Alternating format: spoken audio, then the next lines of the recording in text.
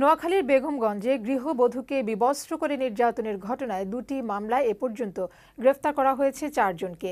এর মধ্যে এজাহারভুক্ত আসামি আব্দুর রহিম ও রহমতুল্লাহর 3 দিন করে রিমান্ড মঞ্জুর করেছেন আদালত। এদিকে অনৈতিক প্রস্তাবে রাজি না হওয়ায় নির্যাতনের ভিডিও সামাজিক যোগাযোগ মাধ্যমে ছড়ানো হয় বলে জানিয়েছেন র্যাব।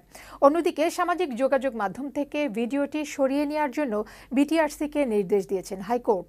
এছাড়া নির্যাতনের শিকার নারী ও শিশু তার পরিবারকে নিরাপত্তা দিতেও পুলিশকে নির্দেশ দেওয়া হয়েছে। ডেস্ক রিপোর্টে বিস্তারিত। নোয়াখালীর বেগমগঞ্জে গৃহবধূকে বিবস্ত্র করে নির্যাতনের ঘটনায় 2 মামলায় এজাহারভুক্ত আসামি আব্দুর রহিম ও রহমতুল্লাহর 3 দিন করে 6 দিনের রিমান্ড মঞ্জুর করেছেন আদালত। সোমবার বিকেলে নোয়াখালীর চিফ জুডিশিয়াল ম্যাজিস্ট্রেট আদালতের বিচারক মুশফিকুর রহমান এ আদেশ দেন।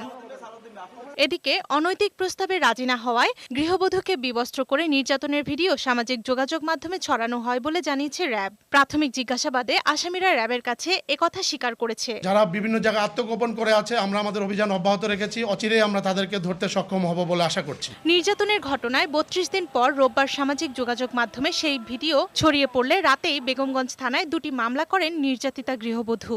নারী ও শিশু নির্যাতন দমন আইনে এবং পর্নোগ্রাফি নিয়ন্ত্রণ আইনে 2 মামলাতেই 9 জনকে আসামি করা হয়েছে। এরপর রোববার রাতেই প্রধান আসামি বাদলকে ঢাকা থেকে গ্রেফতার করে র্যাব। একই ঘটনায় দেলোয়ার নামে আরেকজনকে অস্ত্রসহ নারায়ণগঞ্জ থেকে গ্রেফতার করা হয়। এছাড়াও রোববার আব্দুর রহিম ও রহমতুল্লাহ নামে আরও 2 জনকে গ্রেফতার করে পুলিশ।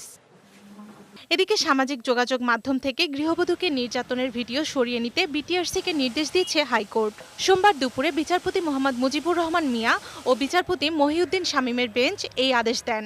ঘটনার তদন্তে কমিটি গঠন করে 15 দিনের মধ্যে প্রতিবেদন দেওয়ার নির্দেশও দেওয়া হয়েছে। এ ঘটনায় পুলিশের গাফিলতি ছিল বলে মন্তব্য করে দায়ীদের বিরুদ্ধে কেন ব্যবস্থা নেওয়া হবে না তা জানতে চেয়ে রুল জারি করেছে হাইকোর্ট। পুলিশের অবহেলা তদন্তে 3 সদস্যের কমিটি গঠন করে 15 দিনের মধ্যে প্রতিবেদন দাখিলের নির্দেশও দেওয়া হয়েছে। এছাড়া নির্যাতনের শিকার নারী ও তার পরিবারকে সব ধরনের নিরাপত্তা দিতে নোয়াখালী পুলিশ সুপারকে নির্দেশ দিয়েছে হাইকোর্ট। তাদের প্রতি এই মর্মে রুল ইস্যু করেছেন কেন যে ওসি বেগমগঞ্জ তার কোনো ব্যর্থতা থাকলে তার বিরুদ্ধে কোনো ব্যবস্থা গ্রহণ করা হবে না এবং এই ঘটনার সঙ্গে যারা জড়িত তাদের বিরুদ্ধে প্রকৃতপক্ষে ব্যবস্থা গ্রহণ করার জন্য তাদের কেন নির্দেশনা প্রদান করা হবে না। গত 2রা সেপ্টেম্বর নোয়াখালীর বেগমগঞ্জের একলাসপুরে স্বামীকে বেঁধে রেখে এক গৃহবধূকে বিবস্ত্র করে নির্যাতন চালায় একই এলাকার বাদল ও দেলোয়ার সহ কয়েকজন। পরে বিবস্ত্র নারীর ভিডিও ধারণ করে বখাটেরা। গেল 1 মাস ধরে সেই ভিডিও সামাজিক যোগাযোগ মাধ্যমে ছড়িয়ে দেওয়ার হুমকি দিয়ে অনৈতিক প্রস্তাব দিচ্ছিল অভিযুক্তরা।